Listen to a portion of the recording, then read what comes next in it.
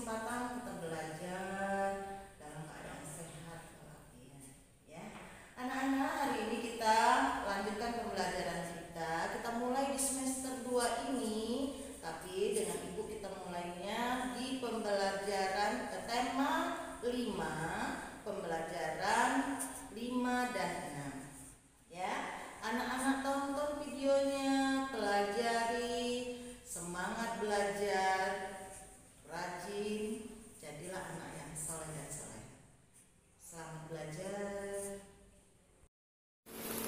Nah, anak-anak, kita akan melanjutkan pembelajaran kita hari ini, pembelajaran 5 dan 6 ya. Kita lihat di pembelajaran 5, pengalamanku di rumah. Pancasila adalah alat pemersatu bangsa. Pancasila mengandung 5 butir dasar negara. Dari yang sila pertama, kedua, ketiga, keempat, kelima, anak-anak sudah hafalkan, sudah bisa menyebutkan, begitu juga dengan lambangnya masing-masing. Nah, bunyi sila kedua adalah kemanusiaan yang adil dan beradab. Sila kedua mengajarkan kepada kita agar kita mempunyai sifat adil dan juga mengajarkan sifat kemanusiaan yang mau peduli terhadap sesama. Sifat kemanusiaan itu artinya sifat yang suka menolong, suka membantu, peduli. Peduli itu artinya orang kesusahan kita ikut membantu. Kemudian dan juga mengajarkan sifat kemanusiaan tadi. Nah, apakah kamu pernah mengamalkan sila kedua Pancasila? Bagaimana caramu mengamalkan sila kedua dari Pancasila? Nah, jadi kalau anak-anak suka membantu orang lain, berarti anak-anak sudah pernah dan selalu mengamalkan sila kedua dari Pancasila itu. Karena sila kedua dari Pancasila itu yang selalu berhubungan dengan saling menolong. Ada rasa kemanusiaan yang adil dan beradab. Yang adil itu artinya berbagi dengan rata, kemudian beradab itu ada sopan santunnya. Misalnya kalau kita memberi kepada seseorang, kita harus dengan cara yang sopan, memberinya dengan tangan kanan, memberi dengan senyum itu ya. Nah, sekarang perhatikan contoh teks berikutnya ya. Nah, amati gambar berikut di halaman 35. Teman Fatimah ada yang mengalami musibah kebanjiran. Fatimah mengajak teman-temannya untuk iuran secara sukarela.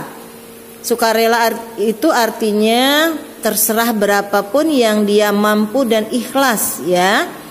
Hasilnya akan disumbangkan untuk temannya yang terkena musibah banjir. Uangnya akan digunakan untuk membeli peralatan sekolah yang baru. Karena peralatan sekolah yang lama telah rusak akibat terkena banjir. Nah, bagaimana menurutmu tindakan Fatimah tersebut? Tentunya jawaban kita sangat baik ya. Kita harus menolong, apalagi itu teman kita langsung. Sedangkan tidak teman saja kita peduli, mau membantu ya. Nah, di halaman 36, apakah sikap Fatimah sesuai dengan sila kedua? Sikap yang membantu tadi, mengumpulkan iuran. Iuran itu artinya mengumpulkan uang ya, bisa berupa uang dengan ikhlas dan sukarela, berapapun ya, itu arti sukarela ya. Jadi anak-anak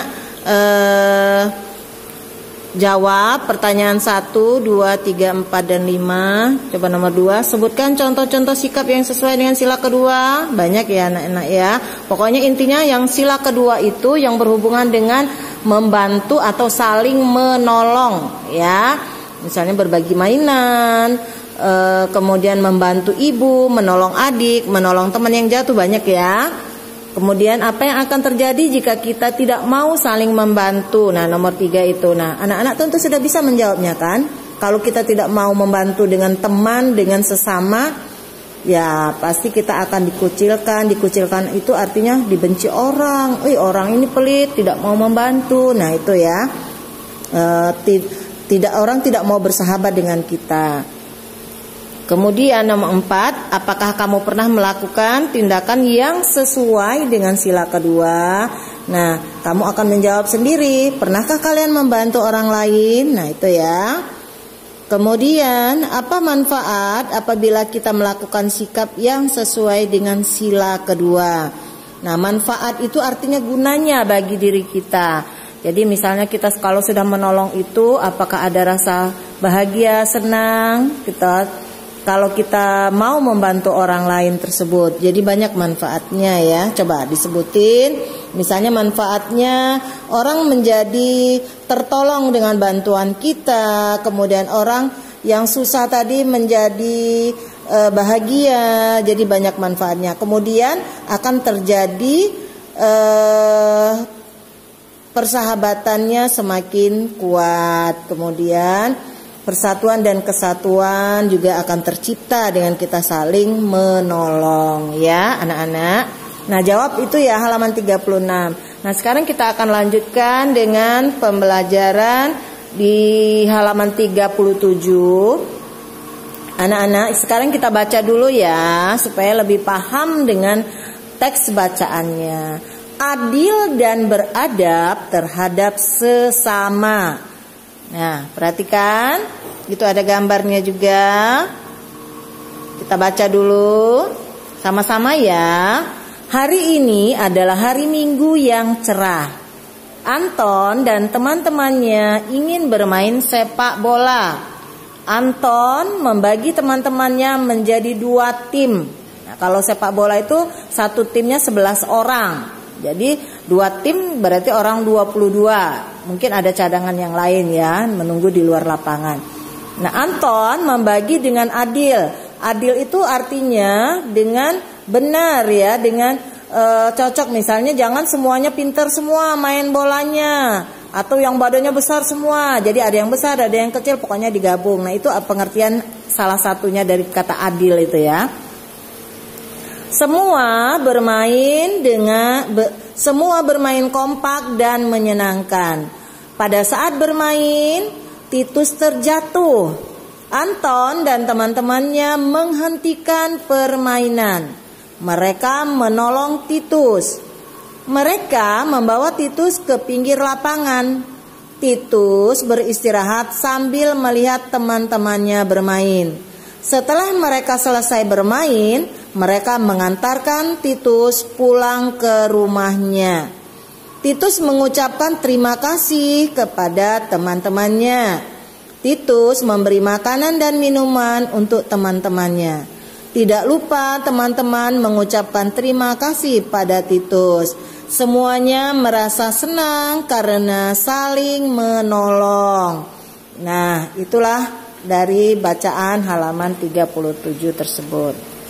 Nah, anak-anak perhatikan ya, halaman 38 itu berilah tanda centang pada gambar yang sesuai dengan sila kedua dari Pancasila tersebut. Kalau yang tidak sesuai, beri tanda silang. Kalian sudah paham kan sila kedua tadi yang selalu berhubungan dengan tolong menolong? Ya, lihat gambar-gambarnya. Ini apa? Gambar anak yang sedang berdoa.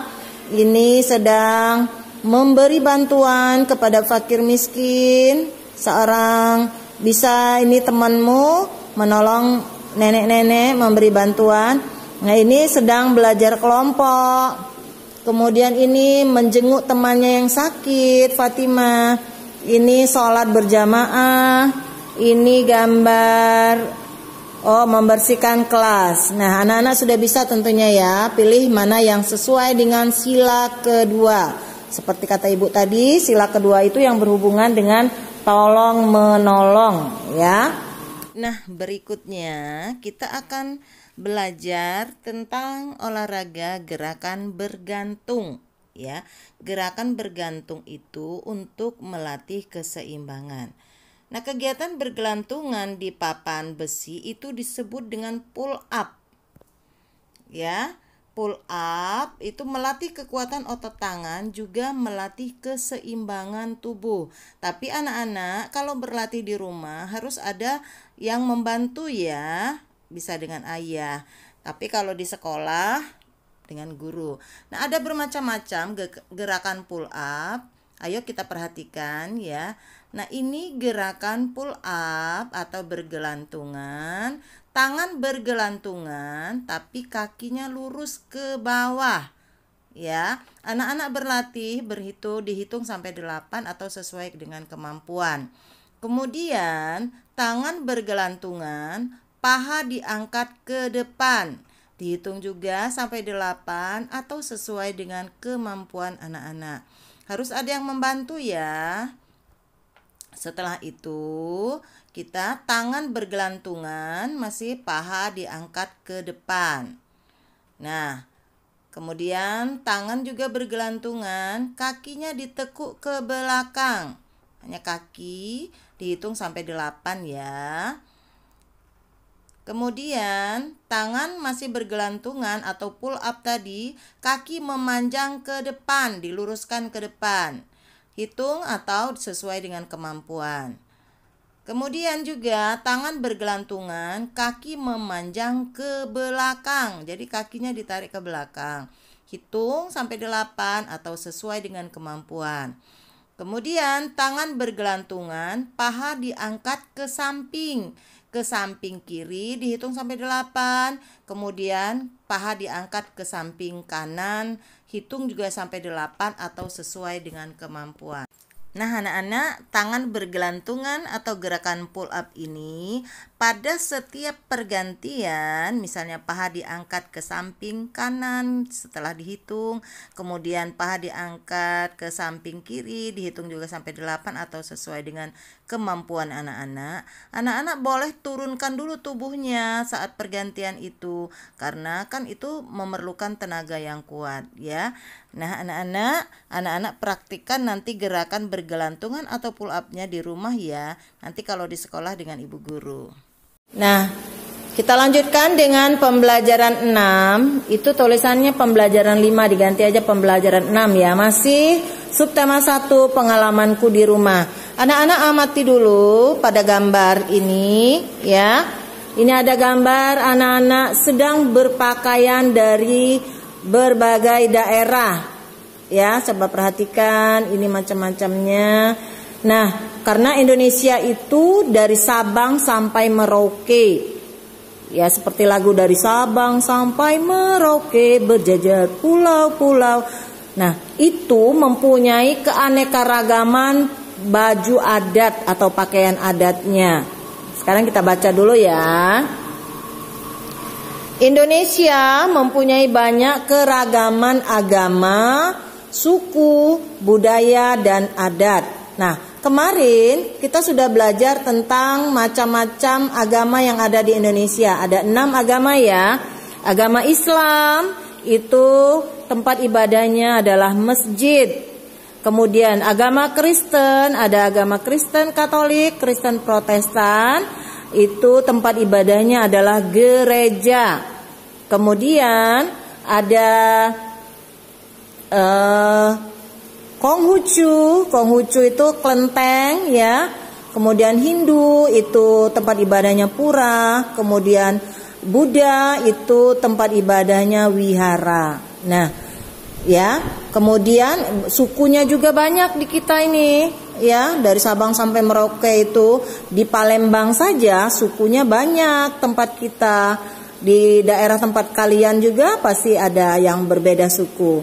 Tetapi kita tidak boleh saling mengejek, saling menghina ya, karena ada yang suku itu warna kulitnya berbeda, bentuk rambutnya juga berbeda. Nah, itulah menandakan kita beraneka ragam tetapi tetap satu juga, saling menghargai, saling menghormati ya. Adatnya, budayanya juga banyak. Nah, setiap agama, suku, dan budaya memiliki keunikan masing-masing. Kita harus dapat saling menghargai dan menghormati. Hal tersebut sesuai dengan sila ketiga Pancasila. Nah, sila ketiga Pancasila itu berbunyi Persatuan Indonesia. Persatuan Indonesia harus dijunjung tinggi oleh setiap warga negara Indonesia. Nah, ingat, kalau sila kedua selalu berhubungan dengan saling tolong-menolong.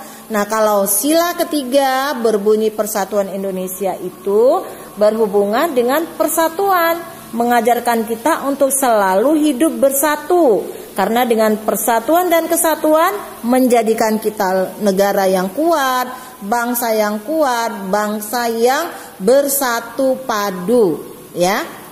Nah, itu dari sila ketiga. Lambangnya apa, anak-anak? Iya, bagus. Pohon beringin, sila ketiga, ya. Nah, sekarang kita lanjut hidup rukun. Nah, hidup rukun di SD Sukamulya, Anton bersekolah bersama teman-temannya. Kebetulan Anton duduk di kelas 2, sama dong dengan kamu, ya. Letak sekolah SD Sukamulya tersebut bersebelahan dengan kompleks perumahan Pondok Sukamulya.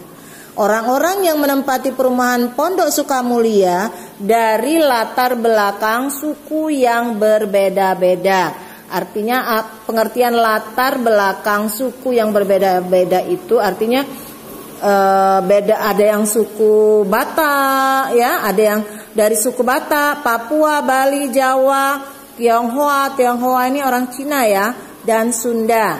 Nah, mungkin kalau di daerah kita saja yang di Palembang ada yang orang Sekayu, ada orang Palembang asli, ada yang orang Komering, apalagi ya, ada yang dari daerah lain juga, dari provinsi lain, ya, misalnya orang Jawa. Nah, sebagian besar penduduk perumahan Pondok Sukamulya adalah orang perantauan. Anak-anak perumahan Pondok Sukamulya banyak yang sekolah di SD Sukamulya. Hal inilah yang menyebabkan banyak keragaman yang ada di SD Sukamulya. Ada banyak siswa dari berbagai suku. Banyak sekali perbedaan yang ada di kelas 2. Namun mereka terdapat hidup rukun dan berdampingan. Artinya hidup rukun dan berdampingan itu tidak saling mengejek, saling membantu, itu baik. Nah, itu ya rukun itu. Berteman dengan baik. Nah, kita lanjutkan ya. Hidup rukun merupakan salah satu perilaku yang mencerminkan sila ketiga Pancasila. Hidup rukun harus diutamakan dalam perbedaan. Kuncinya adalah saling menghargai dan menghormati atas keberagaman yang ada. Jika sikap menghargai dan menghormati tidak dihiraukan, maka akan terjadi permusuhan. Permusuhan adalah sikap yang tidak terpuji. Permusuhan dapat menghancurkan kehidupan. Nah, anak-anak, hidup rukun itu diperlukan di mana saja, ya, di sekolah, di rumah, maupun di masyarakat. Nah, perhatikan di halaman 46. Ini kita disuruh berilah keterangan terkait gambar berikut pada kolom yang tersedia. Nah, anak-anak amati dulu gambarnya. Sekarang dilihat. Ini anak-anak yang sedang kerja bakti membersihkan halaman sekolah. Boleh ditulis gitu aja, ya. Kemudian di sini ada kerja bakti menanam tanaman dan membersihkan rumput, ya. Rumput-rumputnya dicabut atau ada sampahnya dibuang, ya, itu kerja bakti juga. Nah, kemudian pada gambar berikutnya anak-anak sedang belajar bersama, bisa sedang berdiskusi atau tulis saja belajar kelompok. Nah, ya. Kemudian gambar berikutnya ini sedang apa, anak-anak? Ya, sedang makan bersama. Kita tulis saja makan bersama saat jam istirahat. Jadi kalau kita mau makan tentunya pada saat jam istirahat ya, di dalam kelas membuka bekalnya masing-masing.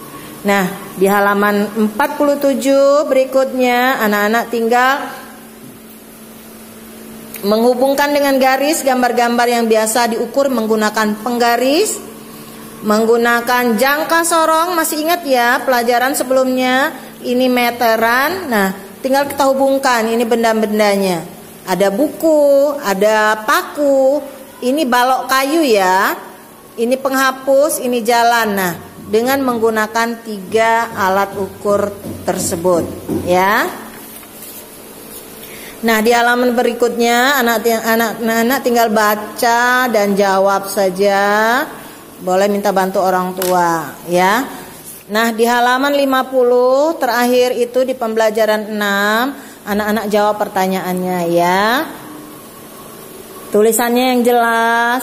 Jadi mana bagian yang ada pertanyaan-pertanyaan anak-anak jawab. Yang tidak jelas ataupun tidak bisa, itu anak-anak silakan bertanya kepada orang tua ataupun boleh juga bertanya kepada ibu ya. Di sini ada tulisan alat ukur nomor 3 itu alat ukur baku. Alat ukur baku itu alat ukur yang sudah ditentukan, artinya sesuai dengan standarnya, itu alat ukur baku. Seperti meteran, misalnya mistar, nah itu nama alat ukur baku ya. Anak-anak sudah bisa menjawabnya. Nah, silakan ditulis dengan tulisan yang jelas, benar. Ingat pemakaian huruf besar pada awal kalimat. Nanti ada tugas dari ibu, dikerjakan di buku latihannya. Demikianlah anak-anak pembelajaran kita hari ini. Setelah ditonton, dikerjakan. Nah, tugas yang harus disetor hari inilah ya dikumpulnya. Besok anak-anak tinggal mengerjakan tugas-tugas yang ada di buku tema pembelajaran 5 dan 6. Ya, tetap semangat belajar. Mudah-mudahan pandemi segera berakhir. Kita akan